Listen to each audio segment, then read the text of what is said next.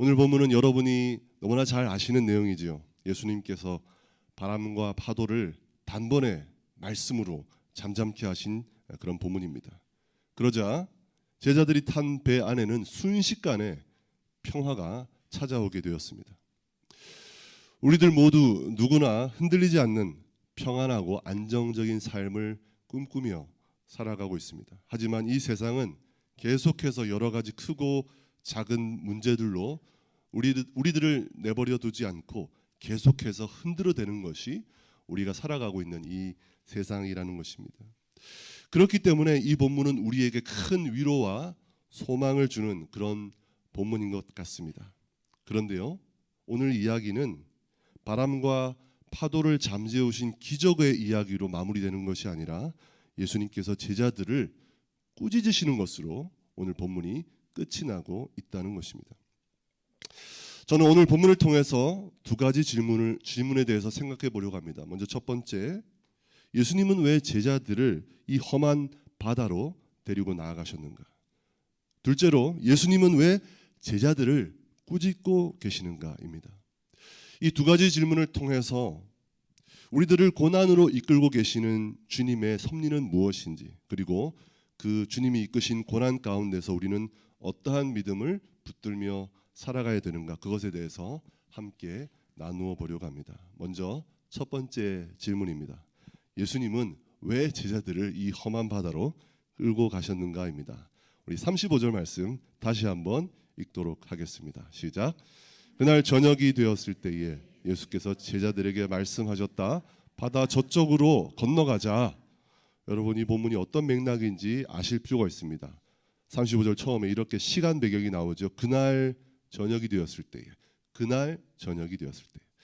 즉 오늘 본문은 앞의 사건과 시간적으로 이어지고 있는 본문이라는 것을 말해주고 있습니다. 그래서 4장 1절을 보시면 예수님께서 다시 바닷가에 나가셔서 사람들을 가르치시려고 했다. 그런데 무리가 굉장히 많이 모여들었다. 이렇게 말씀하면서 4장이 시작되고 있습니다. 무리들이 너무 많이 그 해변가로 몰려오니까 예수님은 그 바닷가 가까이에 이제 배를 좀 띄워서 배를 거기에 띄우시고 그 위에 오르셔서 무리들을 계속해서 가르치시기 시작하셨습니다. 그리고 저녁이 되도록 계속해서 가르침을 이어갔습니다. 그런데 어둠이 찾아오고 있는데도 사람들이 그 자리를 떠나지 않는 것이었습니다. 예수님의 가르침이 너무 좋아서 계속해서 그 자리에서 배도 고픈지 모르고 집에 갈 생각도 하지 않고 그 말씀을 계속 듣고 싶어 했던 것입니다. 그런데 그때 갑자기 예수님께서 제자들에게 자, 이제 바다 건너편으로 가자 이렇게 말씀하시면서 오늘 본문이 시작되는 것입니다.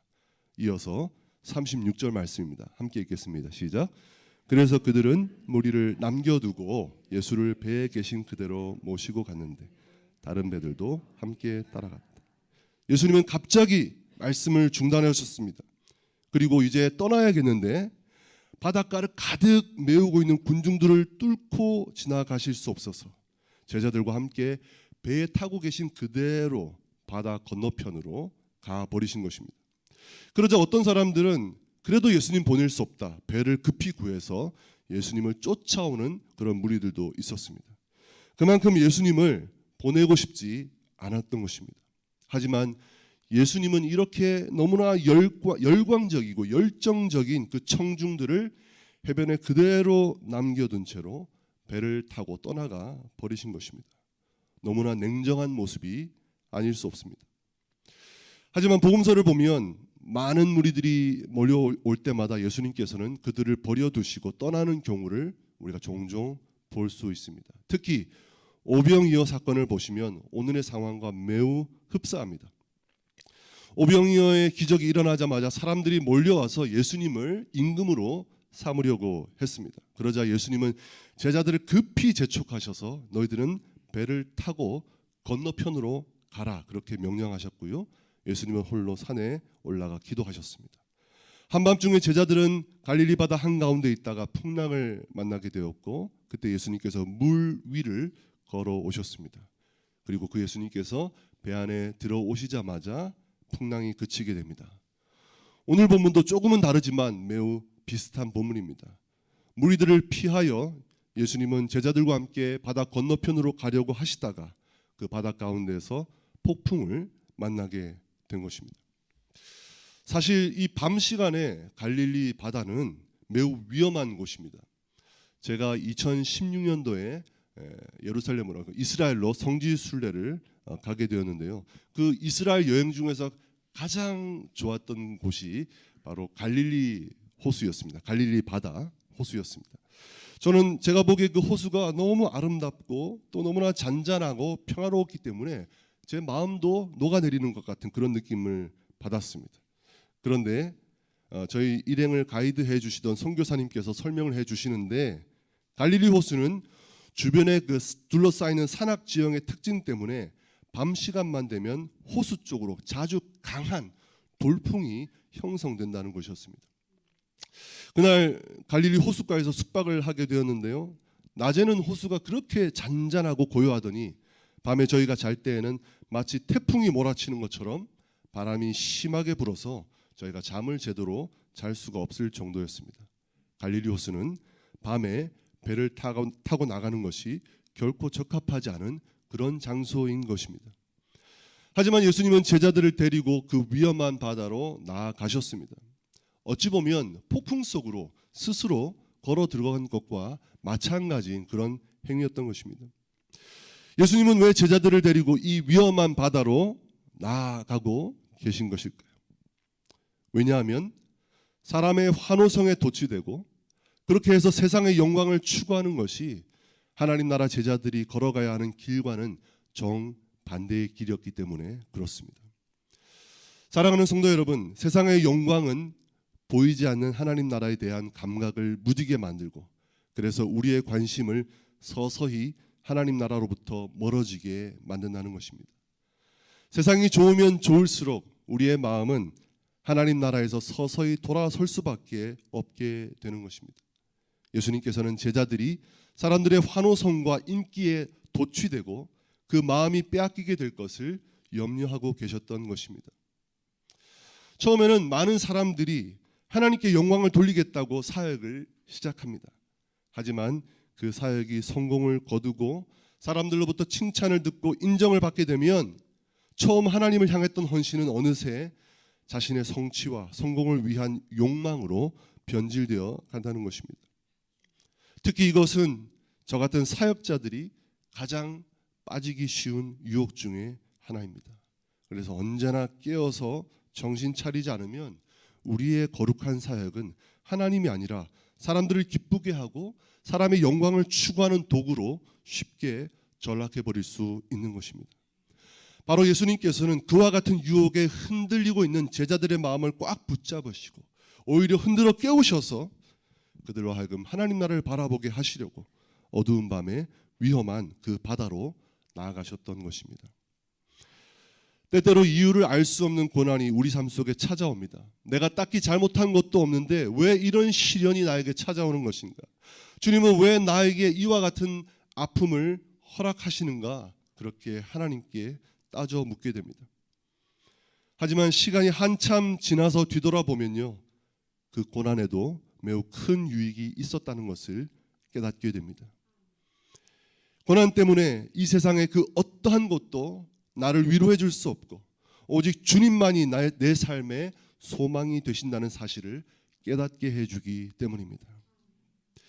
지금 우리 교회에도 여러 고난을 만난 분들이 있다고 들었습니다. 그런 분들을 생각하면 너무나 마음이 아픕니다. 하지만 역설적으로 예수님은 그러한 분들이 복되다고 말씀하고 계십니다. 천국은 심령이 가난한 자들과 애통하는 자들의 것이기 때문입니다. 고난은 힘들고 고달프지만 그 속에서, 그 고난 속에서 우리의 영혼은 정결케 되어서 오직 하나님 나라를 온전히 소망하게 되고 결국 마지막에 그 나라를 확실히 유업으로 받을 수 있도록 우리를 그렇게 연단시켜 주기 때문입니다. 그러므로 때때로 고난 속으로 우리를 이끄시는 그 주님의 섭리와 인도하심을 깨닫고 하나님만을 온전히 신뢰하시는 여러분 모두가 되시기를 주님의 이름으로 축원드립니다. 두 번째 질문입니다. 예수님은 왜 고난당했던 제자들을 꾸짖고 계신가? 우리 37절 말씀 다 함께 읽도록 하겠습니다. 시작.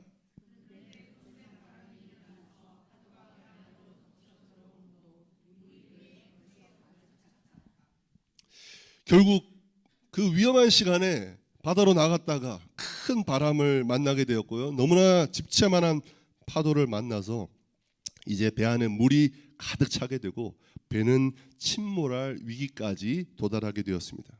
그런데 그 순간에도 예수님은 배 뒤편에서 주무시고 계셨다는 것입니다. 제자들은 이 절체절명의 다급한 순간에도 잠만 주무시는 그 예수님 바라보면서 많이 야속했을 것입니다. 여러분, 해마다 우리나라에는 가슴 아픈 재난과 참사가 일어나고 있습니다. 작년에는 오송 지하차도 침수 사건으로 온 국민이 큰 슬픔과 충격을 경험해야 했습니다. 그런데 그렇게 큰 사고가 일어난 뒤에는 반드시 따라오는 과정이 있습니다. 바로 그 사고가 일어나는 시간에, 그 위기의 시간에 리더들이 책임 있게 일을 제대로 수행하고 있었는가, 그것을 아주 엄격하게 따져 묻는 시간이 찾아오게 된다는 것입니다. 모든 위기의 상황마다 중요한 것은 리더가 존재하고 있느냐가 아니라 리더들이 그곳에서 제 역할을 하고 있는가, 이것이 중요한 문제이기 때문에 그렇습니다. 위기 상황에서 제자들은 예수님을 흔들어 깨웠습니다. 그것은 너무나 당연한 행동이 아니겠습니까? 선생님, 우리가 죽게 되었는데 왜 잠만 주무십니까? 사실 이것은 도움을 요청하는 것이기보다는 예수님을 비난하는 것에 가까운 것이었습니다. 그러자 예수님께서 곧바로 일어나셔서 바람과 파도를 잠잠케 하십니다. 우리 39절 말씀 함께 읽겠습니다. 시작. 예수께서 일어나 바람을 꾸짖으시고 바다더러 고요하고 잠잠하여라 하고 말씀하시니 바람이 그치고 아주 고요해졌다. 여러분, 근데 가만히 보니까 예수님께서 바람은 꾸짖으시고 바다를 향해서는 말씀하셨다라고 이렇게 되어 있습니다. 뭐 그게 큰 차이가 있겠나 싶으시겠지만은 저는 약간 좀 그것이 신기했습니다. 깊이 주무시다가 막 정신없이 일어나신 상황이신데도 예수님이 정신이 매우 또렷하시다는 것을 짐작할 수 있기 때문입니다. 예수님께서 일어나 보시니까 이 모든 위기의 원인은 바람 때문이었습니다. 왜냐하면 그 바람 때문에 파도가 일어나고 있기 때문이었습니다. 그러니까 굳이 책임 소재를 따지자면 바람이 주범이고 파도는 종범이라는 것입니다. 그러니까 예수님께서 바람을 막 꾸짖으시고 어쩔 수 없이 울렁였던 파도를 향해서는 잠잠해, 이렇게 말씀으로만 하고 계신 것입니다. 예수님은 정신없이 주무시다가 갑자기 일어난 상황인데도 아주 냉철한 판단에 따라서 행동하고 계시는 것을 알 수 있습니다. 그리고 그 냉철한 판단력을 가지고 돌아서서 제자들을 꾸짖으셨습니다. 왜들 무서워하느냐? 아직도 믿음이 없느냐? 제자들을 향하여 믿음이 없다고 꾸짖으신 것입니다. 그런데요, 사실 이렇게 큰 위기가 닥친 상황에서 예수님께 도움을 요청한 것이 도대체 뭐가 잘못된 것이라는 말입니까? 특히 이 자연의 거대한 힘 앞에서 우리가 누구에게 도움을 구하는 것이 맞습니까? 인간이 아무것도 할 수 없는 그 절망적인 상황에서 우리 주님께 도움을 요청하고 있다는 것은 그것 자체로 오직 주님만이 이 위기를 해결하실 수 있는 전능하신 분이십니다라는 그 믿음이 전제되어 있는 이 행동이 아니겠습니까? 그러니 오히려 제자들은 믿음의 행동으로 예수님을 깨웠다라고 보아야 하지 않겠습니까? 그런데도 예수님은 믿음이 없다라고 꾸짖고 계십니다. 여러분, 제자들이 이 상황이 위기라고 판단했던 이유는 저는 크게 두 가지라고 생각합니다. 먼저 위기 상황에서 리더십이 부재하고 있었다라고 생각한 것입니다. 문제가 발생했는데 리더가 아무 일도 하지 않고 있다고 생각하고 있는 것입니다. 자신들에게 위기가 닥쳤는데 예수님이 계속 잠만 주무시는 것은 직무유기라고 생각한 것입니다. 하지만 예수님은 바로 그러한 생각이 믿음이 없는 것이라고 꾸짖고 계십니다. 여러분, 무엇보다 예수님은 지금 아무 일도 하지 않고 계신 것이 아닙니다. 왜냐하면 바로 지금 제자들과 배 안에 함께 머물고 계시기 때문입니다. 여러분, 세상이 요구하는 리더는 존재만 해서는 안 된다. 리더는 반드시 가시적으로 우리를 위하여 무언가 일을 하고 그 역할을 해내야 한다고 주장하고 있습니다. 하지만 믿음의 세계에서는 그렇지 않습니다. 믿음의 세계에서는 주님의 존재하심 안에서, 주님이 우리 곁에서 우리와 함께하고 계시다는 그 사실 안에서 우리들이 모든 위로와 능력을 발견할 수 있게 된다라는 사실입니다. 그러므로 참된 믿음은 주님의 일하심이 느껴지지 않는 그 순간에도 주님이 내 곁에서 나와 함께하고 계신다는 그 주님의 임재를 바라보면서 그 안에서 평안과 안식을 누릴 수 있어야 하는 것입니다. 우리는 고난 속에서 때때로 주님의 차가운 침묵을 경험하기도 합니다. 주님이 나에게 무관심하시고 나를 위하여 아무 일도 해주시지 않는구나. 그래서 주님이 너무나 야속하고 밉게 느껴질 때가 종종 있습니다. 하지만 우리는 그러한 상황에 초점을 맞출 것이 아니라 주님이 어떠한 분이신가 계속해서 묵상해야 합니다. 주님이 지금 이 순간에도 내 편이 되셔서 나와 함께하고 계신 분임을 믿고 확신하게 될 때까지 계속해서 그렇게 묵상해야 합니다. 기도하면서 성경에 나오는 그 약속의 말씀들을 읽고 묵상하고 혹시 내게 회개할 것이 있다면 회개하면서 주님과의 깊고 친밀한 관계를 회복해야 합니다. 그렇게 하여서 주님이 지금 나와 함께 하고 계신다라는, 주님은 영원히 내 편이시라는 그 믿음에 도달하게 될 때에 그 사실은 우리에게 놀라운 위로와 소망과 담대함을 가져다 준다라는 것입니다. 온 세상의 창조주이시며 통치자 되시는 전능하신 하나님께서 지금도 여러분 편이 되셔서 여러분과 함께하고 계시다는 그 사실을 믿으시는 여러분 되시기 바랍니다. 비록 여러분의 삶의 고난이 여러분을 강하게 흔들고 있다 할지라도 바로 이 사실 안에서, 바로 그 믿음 안에서 위로와 평강이 여러분들의 삶을 주장하게 될 줄 믿습니다. 둘째로, 제자들은 엄청난 폭풍과 파도의 위기를 바라보면서 자신들이 완전히 통제불능의 상태에 빠져 있다고 생각했습니다. 하지만 제자들의 관점이 아니라 주님의 관점으로 바라보면 그 거센 바람과 파도도 여전히 하나님의 통제와 다스림 안에 있었다라는 사실입니다. 우리 고린도전서 10장 13절 말씀, 이 말씀은 우리 개역 개정으로, 이 번역이 제가 개인적으로 더 좋은 것 같아서 개역 개정으로 읽도록 하겠습니다. 시작. 감당할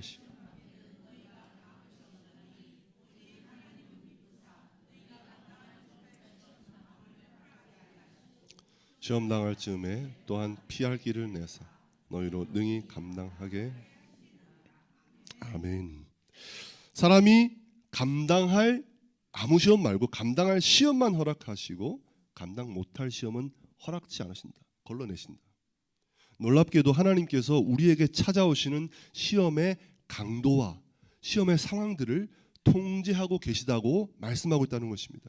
우리가 혹독한 시험을 당하고 있을 때에 하나님은 아무 일도 하지 않으시는 것이 아니라 보이지 않는 그 능력의 손으로 우리가 당하는 그 시험의 상황들을 다스리시고 통제하시고 붙들고 계시다고 말씀해주고 있는 것입니다.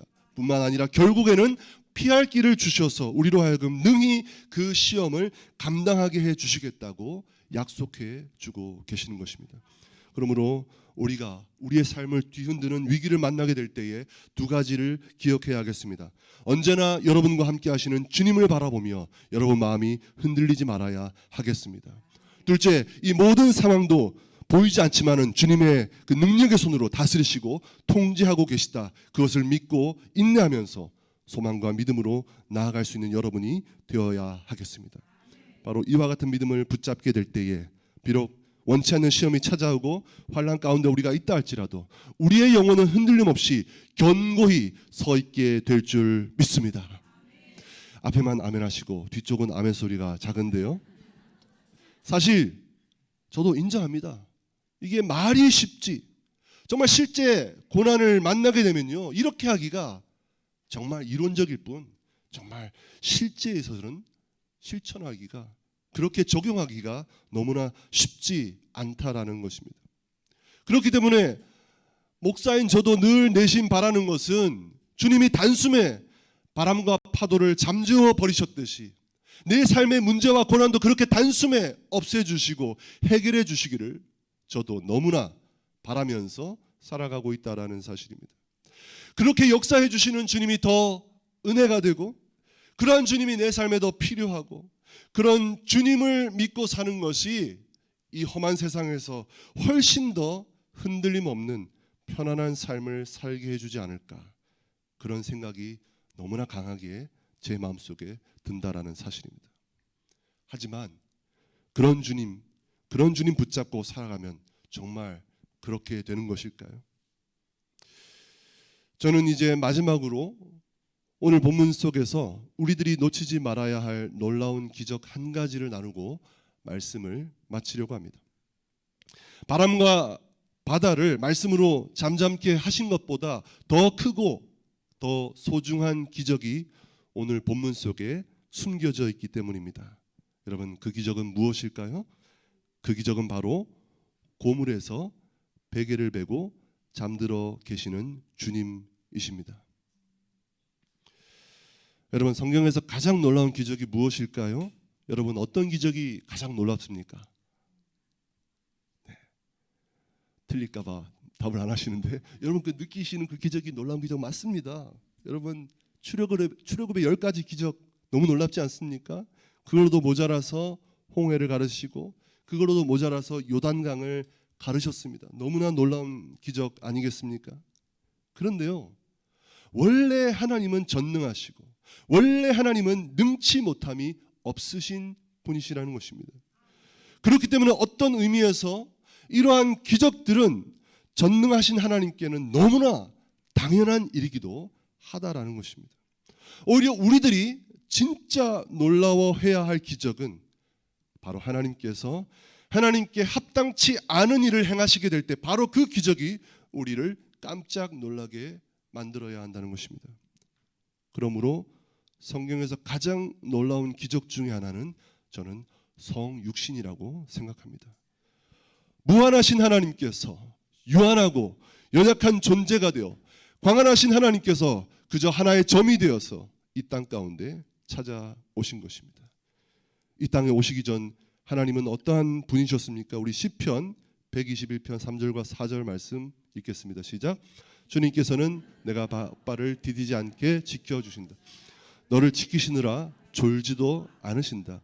이스라엘을 지키시는 분은 졸지도 않으시고 주무시지도 않으신다. 이사야서에서는 뭐라고 말씀하시나? 40장 28절에서 29절 말씀 시작. 너는 알지 못하였느냐? 너는 듣지 못하였느냐? 주님은 영원하신 하나님이시다. 땅 끝까지 창조하신 분이시다. 그는 피곤을 느끼지 않으시며 지칠 줄을 모르시며 그 지혜가 무궁하신 분이시다. 피곤한 사람에게 힘을 주시며 기운을 잃은 사람에게 기력을 주시는 분이시다. 아멘. 구약의 그 하나님이 그 졸지도 그 주무시지도 그 능력이 하늘이 없으셔서 절대 피곤치 않으시다는 그 분이, 그런데 지금 어떻습니까? 지금 피로에 쩔어서 심각하게 흔들리는 그 배 안에서, 그것도 딱딱한 그 배 바닥에 누워 깊이 잠들어 계시다는 것입니다. 그리고 제자들과 함께 그 험한 바다 위 배 안에서 같이 바람과 파도를 맞으며 그 고난의 자리에 함께하고 계시다는 사실입니다. 주님은 우리를 구원하실 때 저 높은 하늘에서 동아줄을 내려보내시면서 그것 잡고 올라와 그렇게 우리를 구원하시지 않습니다. 오히려 직접 연약해지셔서 우리의 고난의 자리에까지 내려와 함께 고난받으며, 아니 함께 고난받는 것이 아니라 오히려 우리의 모든 고난을 대신 짊어져 주심으로써 우리를 구원해 주신 것입니다. 그러므로 우리의 삶의 진정한 소망과 위로는 주님께서 온 세상을 다스리시는 능력의 하나님이시기 때문이 아니라 우리를 건지시기 위하여 스스로 약해지셔서 우리에게 친히 찾아와 주셨고 우리와 함께 고난받고 계시는 바로 사랑의 주님이 우리들에게 진정한 소망과 위로와 능력이 된다는 것입니다. 주님께서 이렇게 모든 권세를 버리시기까지 우리들을 생각하시고 우리들을 이토록 끔찍하게 사랑하고 계시다면 이 세상의 그 어떠한 것도 그 어떠한 상황들도 그분의 사랑에서 우리를 결코 끊을 수 없겠다. 그러한 믿음이 우리의 삶에 강하게 자리 잡게 될 줄 믿습니다. 세상은 끊임없이 우리를 흔들고 넘어지게 하려고 합니다. 이러한 세상에서 우리는 어떻게 흔들림 없는 삶을 살아갈 수 있을까요? 놀라운 사랑으로서 우리들과 끝까지 그 고난의 자리에 함께 해주시는 주님을 바라보시는 여러분 되시기 바랍니다. 그 어떠한 강력한 폭풍우 속에서도 여러분을 절대로 포기하지 않으실 것이며 끝까지 그 능력의 손으로 붙들어 주셔서 반드시 안전한 폭으로 저 바다 건너편으로 여러분을 인도해 주실 줄 믿습니다. 어떠한 상황 속에서도 주님의 사랑과 임재하심과 이 보호하심을 믿으면서 담대히 싸우며 승리하며 나아가시는 여러분 모두가 되시기를 우리 주님의 이름으로 축원드립니다. 아멘.